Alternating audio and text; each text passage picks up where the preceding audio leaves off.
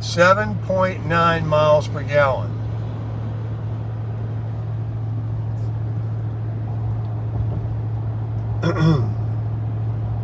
But I'm in no hurry. Now, what I wasn't able to put on my truck that kind of makes me mad is I have a anti-sway bar that connects to two little trailer hitch looking balls on the bumper and then on the trailer. And you tighten this thing up. Anyway, I'm missing a cotter pin that holds it on. So I may stop at a Harbor Freight and see if they have one and throw it on. I brought it with me. It had one cotter pin. I don't know what happened to the other one. I looked inside where I had everything laying. I didn't see it where it kind of could fell out or whatever. I've never lost it before, but I don't have it now. But I'm not going fast enough to worry about it fishtailing back there. But I do want it on.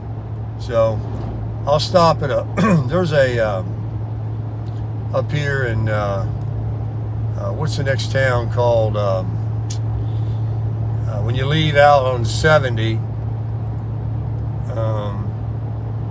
Anyway, there's a Harbor Freight there. I'll wheel in there and see if I can get one. Throw it on. But I've got all my food. My batteries are running right now. The alternator of the truck is keeping everything charged. There's solar on the roof of the camper that charges the batteries when I shut the truck off. I've got a lithium battery in the front that I put on there and got rid of the two 50 watt hour deep cell, what do you call it, lead acid batteries that are heavier. And I have one 100 amp hour much lighter battery up on the front now, and we're going to find out how that baby works. So the slides are in, everything's put away. I think the only thing that I maybe didn't close is my medicine cabinet. Maybe I didn't snap them. You know how I leave everything open and I just lay them closed. I don't push them on I don't snap them. So I went around in all my drawers and cabinets. I'm driving down the road and there's always something. And I'm thinking, you know what? I don't think that I pushed those medicine cabinets. Of course, I'm crawling. I'm sure nothing fell out or they opened up. But when I stop, I'll get in there and go back there and do that. And I've got my slider door in the bedroom, which fell off on my last cross-country trip. I've got a towel wedged underneath it, so it can't, do this. And all my area rugs are rolled up and stuck down in there to snug it up. So that should be fine.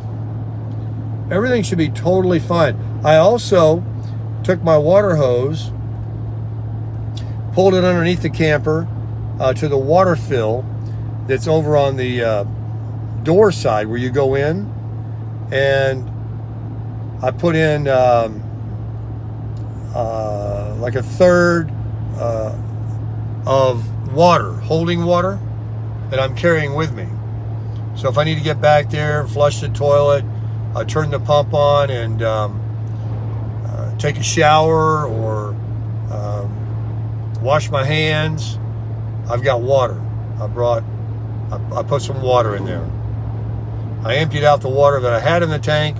It was kind of old and stale.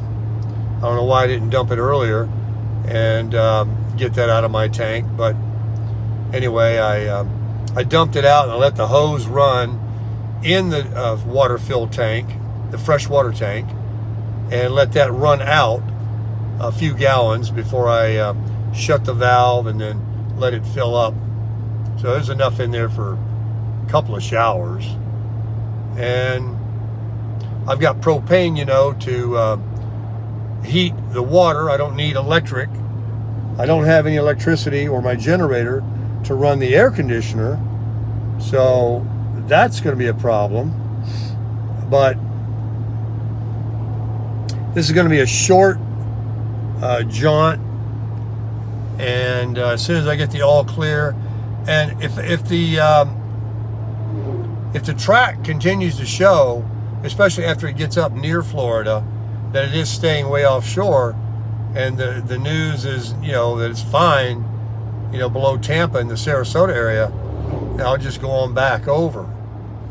But yeah, I'm running a dry run, and I'm so glad that I detailed the crusher and had it full of gas, ready to go at a moment's notice.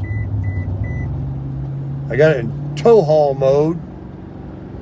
Right now I'm running about 50 miles an hour. And I'm in Mayaca. Arcadia, that's 22 miles. And I'm going to Okeechobee, which is 85 miles. So, maybe I'll get somewhere where they got shore power and I can run the air conditioning and everything. So that's what I'm doing. I'm not out interviewing people and asking them who they think's going to win the election or anything like that. This thing came out of nowhere. I didn't even know it.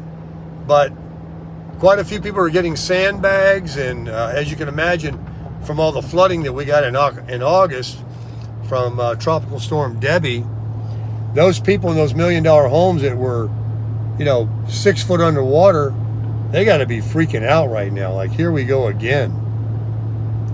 But this is a great thing about a camper, is you can just leave. And it wasn't anything. When you don't have a bunch of junk sitting out, bicycles and all this crap, you can just leave pretty quickly. So anyway, pray for everybody down here in Florida, especially those north of Tampa and up to Tallahassee, where this thing's supposed to go, and go on in deep into the country, and then up and then out west. Like, it's crazy. Anywhere on the east, New York, South Carolina, the panhandle of Florida, East Coast, West Coast. Nobody, New Jersey, nobody's safe from these hurricanes that come off Africa and out of the Caribbean. Nobody. But they're not too bad or too concerning when they're not a major. But when they're a major, I was living in Florida when I was young, and Andrew came, and I was living in Palm Beach County, only 60 miles north of what was the most catastrophic damage in recent memory.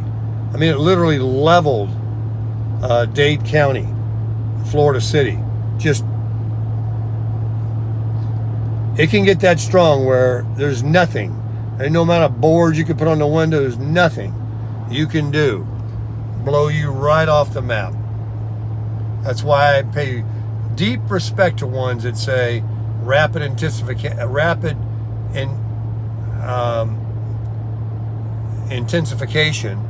and major category. They're calling this a major. So, I'm out. I was horrified in Tropical Storm Debbie in that damn camper. So anyway, guys, that's just it, checking in. I'll fill in some more with you as we go. I was absent for a little bit with the cruise. Now I'm going to be absent for a couple of days with the hurricane. Keep me in your prayers. Keep everybody else down here in your prayers. And crush it.